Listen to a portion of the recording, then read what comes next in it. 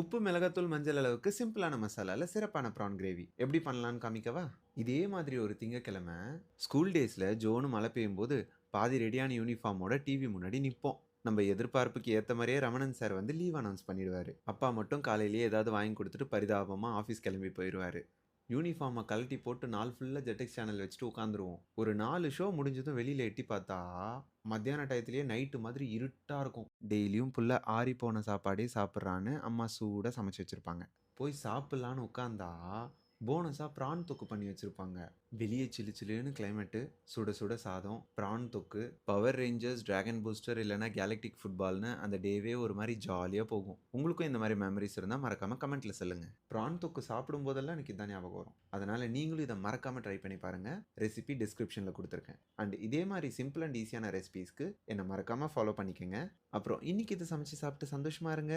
நாளைக்கு நம்ம வேற சமைக்கலாம்.